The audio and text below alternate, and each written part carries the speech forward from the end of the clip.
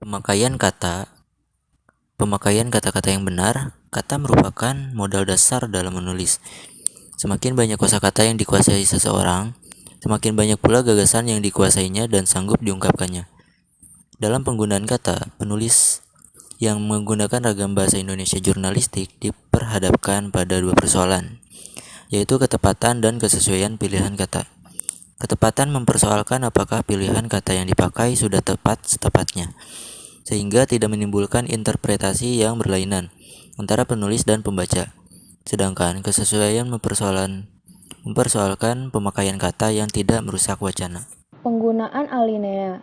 Alinea merupakan suatu kesatuan pikiran, suatu kesatuan yang lebih tinggi atau lebih luas dari kalimat. Setidaknya, dalam satu alinea terdapat satu gagasan pokok dan beberapa gagasan penjelas. Pembuatan alinea bertujuan memudahkan pengertian dan pemahaman dengan memisahkan suatu tema dari tema yang lain. Nama saya Anissa Dian Ramadhania. Di sini saya akan menjelaskan kebermaknaan atau signifikan kejadian yang berkemungkinan akan mempengaruhi kehidupan orang banyak atau kejadian-kejadian yang punya akibat terhadap pembaca. Contohnya, kenaikan BBM. Assalamualaikum warahmatullahi wabarakatuh. Nama saya Nining Nur Sakinah, NPM 125.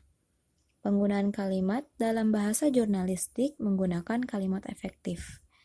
Kalimat efektif dikatakan mampu membuat proses penyampaian dan penerimaan berlangsung secara sempurna. Keefektifan kalimat ditunjang antara lain oleh keteraturan struktur atau pola kalimat. Selain polanya harus benar, kalimat itu harus pula mempunyai kalimat yang menarik. Besaran atau magnitude. Kejadian yang menyangkut angka-angka yang berarti bagi kehidupan orang banyak. Contohnya, angka kasus terkonfirmasi positif COVID-19 mencapai 586,842 kasus. Timelines atau kebaruan, yaitu kejadian yang menyangkut peristiwa yang baru terjadi. Contohnya, presiden yang baru dilantik, wali kota yang baru diangkat, artis yang baru melahirkan, pejabat yang baru masuk penjara, dan semua itu merupakan suatu berita. Kedekatan atau proximity adalah kejadian yang ada di dekat pembaca. Bisa kedekatan geografis atau emosional. Contoh, Gunung Semeru mengalami erupsi. Nama saya Anissa Dian Ramadhania. Di sini saya akan menjelaskan ketermukaan atau sisi manusia, prominence atau human interest, kejadian yang memberi sentuhan perasaan kepada pembaca. Kejadian orang biasa, tetapi dalam peristiwa yang luar biasa. Contohnya, seorang pria berhadapan dengan seekor ular piton sepanjang 7 meter, atau kejadian orang luar biasa, public figure dalam peristiwa biasa. Contohnya, Megawati mantan presiden yang memiliki hobi menanam tanaman hias. Berita langsung. Berita langsung digunakan untuk menyampaikan kejadian penting yang secepatnya diketahui pembaca. Aktualitas merupakan unsur yang penting dari berita langsung. Kejadian yang sudah lama terjadi tidak bernilai untuk berita langsung. Aktualitas bukan hanya menyangkut waktu, tetapi juga sesuatu yang baru diketahui atau dikemukakan.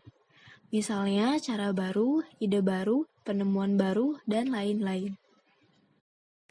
Berita ringan atau biasa disebut soft news adalah berita yang tidak mengutamakan unsur penting yang hendak diberitakan, melainkan sesuatu yang menarik seperti kejadian-kejadian penting.